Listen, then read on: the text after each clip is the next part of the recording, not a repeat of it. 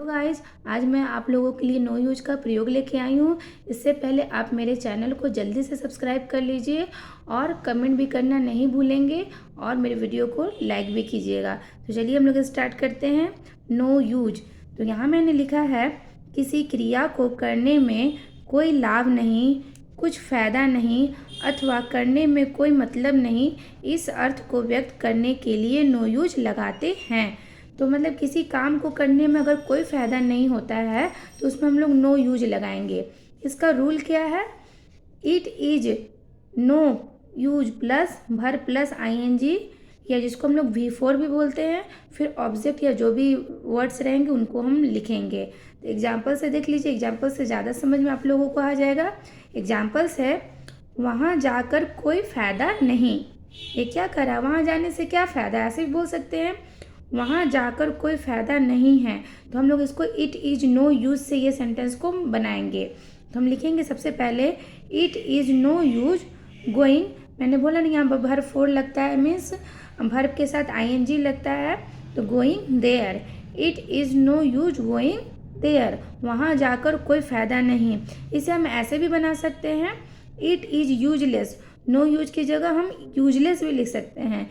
It is useless going there, ऐसा भी कहा जा सकता है। ये 2 सेंटेंसेस है, दोनों में से जो आपको इजी लग रहा है उस मेथड से आप ट्रांसलेट कीजिएगा। नेक्स्ट है, उससे पूछकर कुछ लाभ नहीं है। बोलते हैं ना, उससे पूछने से क्या फ़ायदा, वो थोड़े ना बताएगा। तो उससे पूछकर कुछ लाभ नहीं है। It is no use asking him. It is no use asking him, उससे पूछने से कुछ भी लाभ नहीं है, कुछ भी फ़ायदा नहीं है। अगर ऐसा रहे या कोई मतलब नहीं है तब भी हम इट इज़ नो यूज लगाएंगे। क्लियर है? आगे बढ़ते हैं। चिंता करने से कुछ फ़ायदा नहीं है। चिंता करने से कुछ फ़ायदा नहीं है। It is no use worrying. ठीक है, वरिंग मतलब चिंता करना है, वरी में आईएनजी लगा दिए, वरिंग हो गया। नेक्स्ट है आपका, उससे बहस करने से क्या, उससे बहस करने से कोई मतलब नहीं है। उससे बहस करने से कोई मतलब नहीं, कहते ना उससे बहस मत करो, कोई फ़ायदा नहीं उससे बहस करने से। It is no use arguing with him, उससे आर्गुई करने में कोई मतलब नहीं है। It is no use arguing with him. Clear है? कुछ और सेंटेंसेस मैंने लिखा है, वो देख लीजिएगा। इस विषय पर पुनः चर्चा करने में कोई अर्थ नहीं है। कहते हैं ना, बार बार उसी टॉपिक पर बात मत करो, कोई फ़ायदा नहीं है उस टॉपिक पर बात करने का।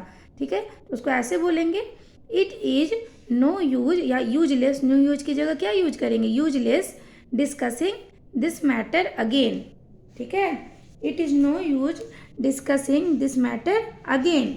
नेक्स्ट है, क्या चिंता करने से कोई फ़ायदा है? क्या चिंता करने से कोई फ़ायदा है? किसी चीज़ के बारे में हम बार बार चिंता करते हैं तो किसी को हम समझाते हैं ना कि इस बारे में आप चिंता मत करो, कोई फ़ायदा नहीं है। तो इसे हम कैसे बोलेंगे इंग्लिश में? Is it any use worrying. Is it any use worrying, helping verb क्या हो जाएगा? इस पहले आ जाएगा, आफ्टर इट यूज करेंगे any use worrying, question mark लगाएंगे क्योंकि ये क्वेश्चन कर रहा है। या इसको हम ऐसे भी बना सकते हैं, व्हाट यूज इज़ वरिंग या what is the use of worrying. ये 3 तरह से बनाया है, वैसे बना सकते हैं। ठीक है, चिंता करके क्या फ़ायदा, ये जो सेंटेंस है इसे व्हाट यूज इज़ वरिंग या what is the use of worrying. उससे यह कहने से कुछ फ़ायदा नहीं है। It is no use telling him. It is no use telling him. ठीक है, ये कुछ सेंटेंसेस मैंने नो यूज के लिखे हैं। Thank you for watching my video.